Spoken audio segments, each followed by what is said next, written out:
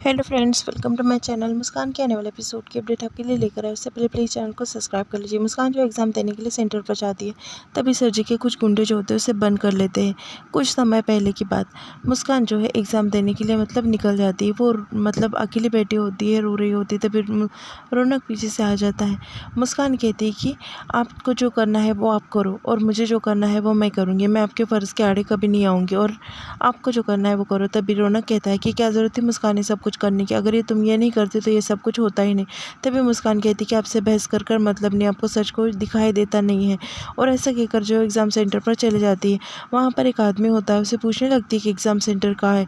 फिर वो दूसरी बिल्डिंग उसे दिखा देता है। मुस्कान काफ़ी दूर तक चली जाती है। तभी वो कहती है कि कहाँ, यहाँ पर तो कोई कैंडिडेट नज़र नहीं आ रहे। तभी वो कहता है कि आएंगे और मुस्कान को जो कमरे के अंदर ढकल देता है और उसका पर्स बाहर फेंक देता है।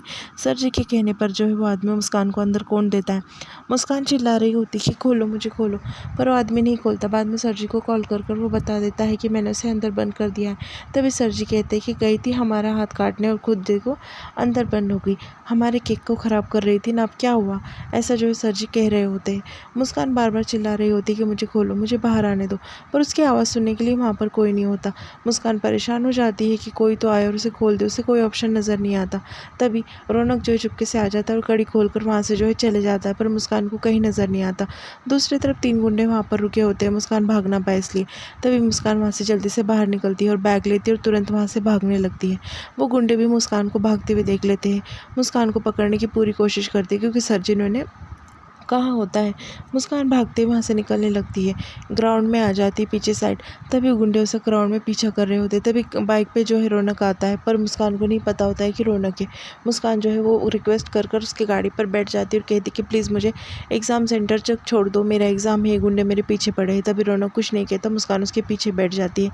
तभी गुंडे लगातार उसका पीछा कर रहे होते हैं। बाद में मुस्कान फाइनली सेंटर पर पहुंच जाती है। वो रौनक को थैंक यू कहती है और सेंटर पर पहुंचने के बाद रौनक जो है हेलमेट काट देता है और मुस्कान की ओर देखने लगता है। वो कहता है भले मुस्कान मैं तुम्हारे सामने ना हूँ, पर मैं हमेशा तुम्हारा साथ देता रहूँगा। दूसरी तरफ वहाँ पर जो है पुलिस वाले खड़े होते तो गुंडे अंदर नहीं आ पाते। सर जी जो है वो कहने लगते हैं कि मुस्कान कुछ भी हो एग्ज़ाम नहीं देनी चाहिए। तभी गुंडे कहते हैं कि नहीं, वो चलेगी और 10 मिनट बाकी बस उसके एग्ज़ाम के लिए। मुस्कान वहाँ पर जाकर खड़े होती है हॉल के सामने। और फिर दूसरी तरफ हनुमान जो है रौनक से कहता है कि भैया हम सच में आपसे इम्प्रेस हो गए कि आप भाभी की मदद करने के लिए कितना कुछ कर रहे हैं। भाभी को पता भी नहीं चल रहा कि आप उनकी मदद कर रहे हैं। तभी रौनक कहता है कि हाँ, मैं उसकी मदद हमेशा करते रहूँगा, पर उसका साथ नहीं दूंगा। जो सर जी के एहसान तले में दबा हूँ वो मैं फेरता रहूँगा और मुस्कान का मुस्कान की भी हमेशा मदद करता रहूँगा, कभी मुस्कान की मदद करना नहीं छोड़ूंगा। तभी हनुमान कहता है कि हम तो फैन हो गए आपके, आप सच में बहुत अच्छे इंसान हो। फिर बाद में वो कहता है कि जाओ अपने भाभी के ऊपर नज़र रखो। दूसरी तरफ तारा वहाँ पर आती है, उसको मुस्कान देख लेती। तारा कहती है कि बेस्ट ऑफ लक मुस्कान। तभी वो कहती कि मुझे तुमसे कोई बात नहीं करनी, आज मेरा एग्ज़ाम है, मुझे कॉन्सनट्रेट करना है। तभी तारा कहती कि हम तो कौन सा तुम्हें डिस्टर्ब करने के लिए आए, बेस्ट ऑफ लक कहने के लिए, इतने दूर से आए तो पानी दे दो। बाद में जैसे ही मुस्कान पानी का ग्लास भरकर उसे देती है, वो एक्टिंग कर कर जो है ग्लास गिरा देती है और कहती है कि सॉरी मुस्कान, गलती से गिर गया, अगर कोई जो है वो पैर दे दे तो उनके हाथ पर जो है लग जाएगा, एक काम करो तुम उठाने में हेल्प करो। जैसे ही मुस्कान नीचे झुकती है, तारा उसे धक्का दे देती है और उसके हाथ में पूरे कांच घुस जाते हैं। और फिर तारा सर जी को फ़ोन लगाती है और दिखा देती है मुस्कान का हाथ पूरा ज़ख्मी हो गया है। सर जी कहते हैं कि बेस्ट ऑफ लक मुस्कान, ऐसे हाथ से तुम एग्ज़ाम लिख लेना। तारा कहती है कि बेस्ट ऑफ लक मुस्कान, ऐसे ज़ख्मी हाथ में जो है तुम एग्ज़ाम लिख लेना। मुस्कान के हाथ में काफ़ी दर्द हो रहा होता है और खून बह रहा होता है। मुस्कान परेशान हो जाती है, वैसे ही हॉल में चली जाती है पेपर लिखने के लिए।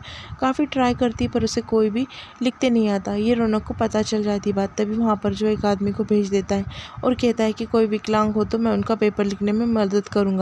फिर रौनक वहाँ पर खड़े होकर देख रहा होता है। आदमी जाकर बैठ जाता है वहाँ पर लिखने के लिए, पर पीछे हिस्ट्री ये होती है हनुमंत को जो है वो रौनक भेज देता है अंदर देखने के लिए कि मुस्कान जो है ठीक से एग्ज़ाम लिख रही है या कोई और सर जी ने प्रॉब्लम क्रिएट कर दी। तभी हनुमंत ने तारा और मुस्कान वाला सारा सीन देख लिया था और तुरंत जो है वो फ़ोन लगाकर बता दिया था। फिर बाद में जो हनुमान थे उसने कहा था रौनक से, तभी रौनक ने जो है एक आदमी का इंतज़ाम किया था। फिर बाद में रौनक जो है वो क्लास के बाहर जो है बैंडेज पट्टी लेकर खड़ा हो गया था। तभी सर जो है वो कहने लगते हैं कि तुम ऐसे अंदर नहीं आ सकते। तभी वो कहता है कि ये मेरी पत्नी है और मेरी पत्नी को इतनी ज़ख्म हो गई है, मैं मेरी पत्नी को ऐसा नहीं देख सकता। इसलिए सर जो है परमिशन दे देते पर बिना बात करे पट्टी करने की। मुस्कान और रौनक जो है एक दूसरे को देखने लगते हैं और रौनक जो है मुस्कान की काफ़ी अच्छी तरीके से पट्टी कर देता है। फिर बाद में मुस्कान कहती है कि थैंक यू रौनक जी। रौनक कहता है कि तुम्हारे पेपर पर ध्यान दो। मुस्कान कहती है कि रौनक जी अगर आप यहाँ पर होंगे तो मैं पेपर कैसे लिखूँ। फिर बाद में रौनक जो है बाहर आ जाता है। तभी हनुमान कहता है वैसे भाभी को तो टॉप ही आना है, क्योंकि भाभी के साथ में जो एग्ज़ाम देने के लिए बैठा है उनका पेपर जो लिख रहा है वो टॉपर है। तभी रौनक कहता है कि हाँ वैसे वो टॉपर तो है, पर जो चाहेंगी मुस्कान वही लिखा जाएगा, क्योंकि मुस्कान के दिल से जो है वो एग्ज़ाम लिखा जाएगा। तभी हनुमान जो है काफ़ी इम्प्रेस हो जाता है और कहता है कि भैया हम सच में आपके फ़ैन हो गए। ऐसे कहकर उसे गले लगाता है। दूसरी तरफ गायत्री जो है घर में होती है, उतने में मुस्कान वहाँ पर आ जाती है। गायत्री कहती है कि कैसा गया मुस्कान तुम्हारा एग्ज़ाम। फिर दोनों के बीच में बात होती है। मुस्कान कहती है कि एग्ज़ाम तो काफ़ी अच्छा गया। फिर गायत्री पूछती है कि हाथ में कैसी चोट लगी। वो कहती है कि माँ कुछ नहीं, छोटी मोटी तो चोटें लगती रहती है। फिर वो जाती है सर जी के पास और सर जी को मिसाल देती है कि जिसके सर पर भगवान का साया उसे कोई नहीं रोक सकता, और आप कितने भी कांटे बिछा दो मेरे रास्ते में, पर मैं सच्चाई का साथ देती हूँ तो हमेशा जीत मेरी होंगी। आज भी एक फरिश्ता आया था जिसने मेरी मदद की। ऐसा जो है मुस्कान सर जी से कह देती है और सर जी को कहती है कि आप कितनी भी रोकने की कोशिश कर लो पर मैं रुकने वाली नहीं हूँ। ऐसा कहकर जो वो चले जाती है। फिर बाद में कमरे में जाती है और मुस्कान काफ़ी इमोशनल हो जाती है सोच सोच के कि हर बार उसके जो काम है उसमें खराबी हो जाती है। रौनक वहाँ पर आता है और कहता है कि मुस्कान क्या हुआ। मुस्कान रोते हुए कहती है कि रौनक जी देखो, मैं कुछ भी करने जाती हूँ हमेशा परेशानी आ जाती है काम में, मेरा कुछ काम ढंग से नहीं होता। और वो रोने लगती है। तभी जो रौनक है उसे हिम्मत देता है और कहता है कि मुस्कान ऐसे नहीं, डट कर मुकाबला करो, डट कर सबका सामना करो, तुम ऐसा टूट जाऊंगी तो कैसे। और उसे काफ़ी हिम्मत हौसले वाली बात कर देता है और उसका हौसला बढ़ाता है। तभी मुस्कान जो है रौनक की बातें सुनती है और सुनते ही रह जाती है। रौनक उसे कितने अच्छे से समझा रहा है, सब बात जो है उसे अच्छे से समझा रहा है। मुस्कान जो कहती है ठीक है रौनक जी। रौनक जो उसे आगे बढ़ने की हिम्मत देता है, मोटिवेशन देता है, उसका हौसला बढ़ाता है और कहता है कि मैं हमेशा तुम्हारी मदद करता रहूँगा, पति होने का पूरा फ़र्ज़ निभाता रहूँगा। ऐसा जो है कह देता है मुस्कान से। मुस्कान जो है वो कुछ नहीं कहती। दूसरी तरफ सर जी जो है सोच रहे होते हैं कि कल मुस्कान की फ़िज़िकल एग्ज़ाम है, कुछ भी कर कर मुस्कान बस फ़िज़िकल एग्ज़ाम में पास ना हो, ये सोच लेते हैं। फिर वहाँ पर हॉल में जाकर बैठ जाते हैं वो, और उधर जो है कुछ वन रक्षक विभाग से कुछ लोग आ जाते हैं और कर जो है वो कहने लगते हैं कि हमारे वहाँ पे जो है वो ओपनिंग है और यहाँ पर बहुत झाड़ें लगाए जाएंगे, तो आप आपके पूरे फैमिली के साथ में वहाँ पर आना और कुछ पेड़ वगैरह लगा देना। और फिर सर जी कहते हैं कि ठीक है हम पूरे फैमिली के साथ में आएंगे।